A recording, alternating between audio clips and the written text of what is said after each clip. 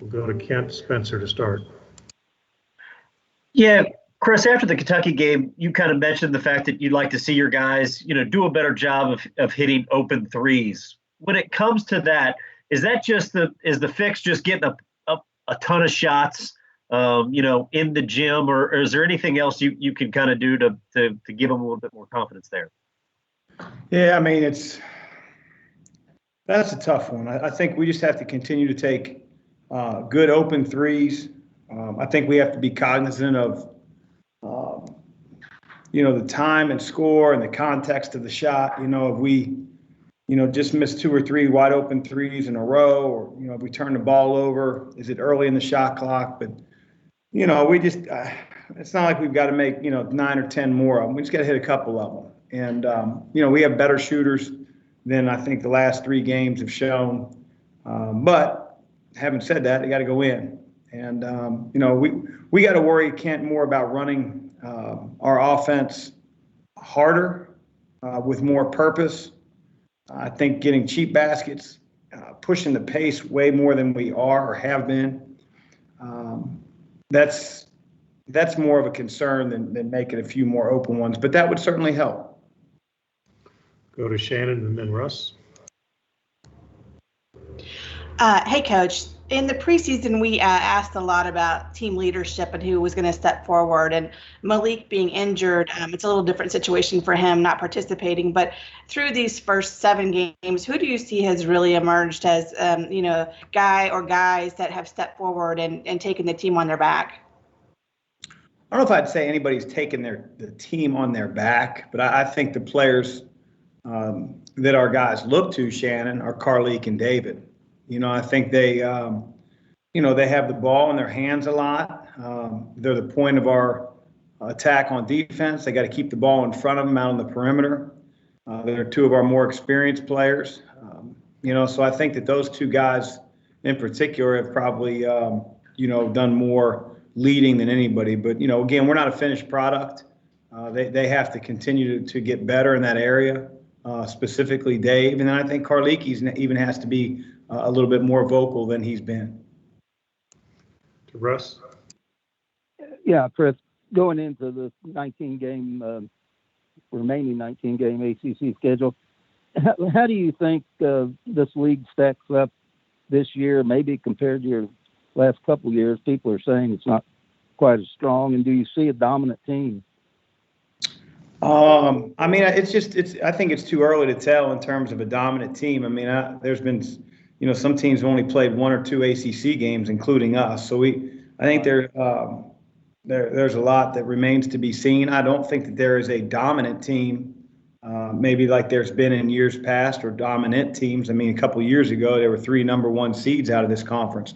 So I don't think, that's what our conference looks like this year.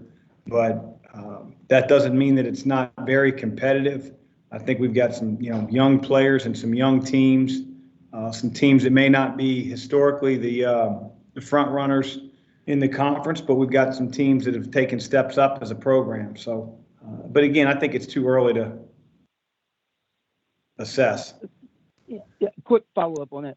Based on just the little sample we have, it looked like it's going to be pretty unpredictable based on some of the scores already, with Georgia Tech and Clemson kind of coming to the forefront in some games and that sort of thing. Do you think that's going to be the case, the unpredictability?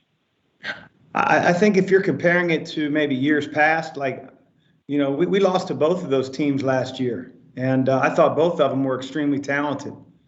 I think Clemson's carved out an identity over the last few years under Coach Brownell. I think Josh Pastner's team has got one of the best backcourts in our league. So, maybe historically Carolina is a team that beats Georgia Tech. But, again, you don't play the games on paper and you don't play them historically. And I knew how good those two teams that you just spoke of were to start the year. So, to me, it wasn't a huge surprise and really hasn't been a huge surprise. Go to Matt and then Kent. Hey, Coach, this is Matt McGavitt with Sports Illustrated. During pregame shoot-around for the Kentucky game, Charles Minton was taking part, and he looked pretty decent. Do you expect him to maybe play against Boston College, or is he still not far along enough in his rehab? No, I think anybody can sort of do their deal in warm-ups. You know, it's another thing to be guarding people and running full speed and cutting and reacting. I haven't gone through it myself. So, you know, Charles won't play this weekend. You know, we're hopeful in the next week to two, but, you know, there's got to be some confidence in him in terms of movement and feeling ready to play again before we're going to put him out there. Kent? Yeah, Chris, Josh kind of talked about it before in here, and you kind of mentioned the fact that you guys want to run your offense better and get up and down a little bit.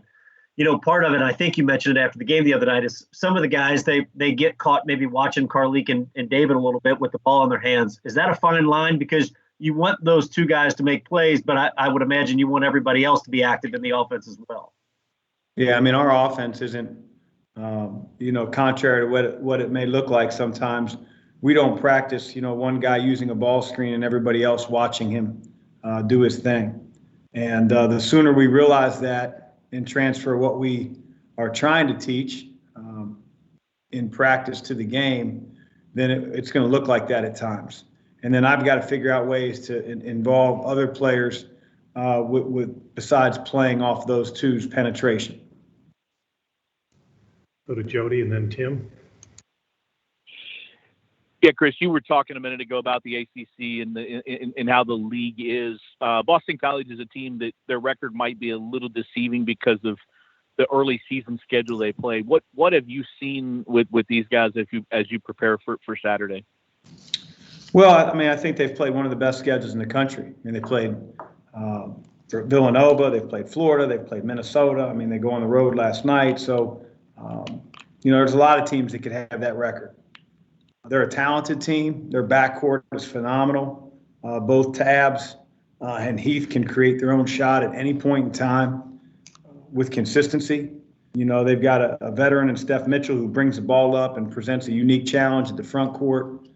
So we have our hands full on Saturday. I don't take any stock in what their record is because, like I said, you know, I'm looking at their talent level and you know, the fact they were down 12 or 14 on the road last night and then had a 1 point lead with 20 seconds to go tells you all you need to know about their firepower. We've got to be a different team on both ends of the floor each and every game, and this is a big game for us. Tim? Yeah, Chris, I've got two questions, one serious, one less so. For the serious one is, can you give us an update on Malik and what the timetable is for him and what impact he might have when he comes back?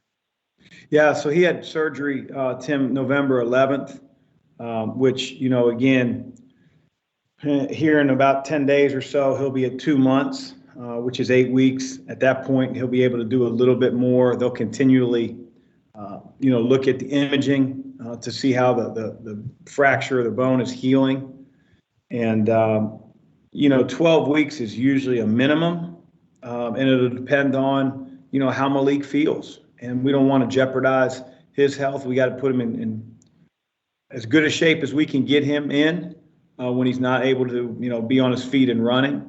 And then when he's at that point, you know, we'll make a determination, you know, around the beginning of February where we'll be. Okay. My other question is, given that Coach Satterfield has retaliated with toilet paper, do you see that battle escalating, or are you going to call a truce? Who knows? You know, who knows, Tim? We got it pretty good. You know, Christy and I, when we toilet papered his house, you know, it was sort of symbolic. You know, I think that he had several different people helping, from our athletic director to their kids to his kids. I mean, there were people all over our lawn that I saw on video the last time I checked it out. So this may be an escalation. Thank you. To Matt.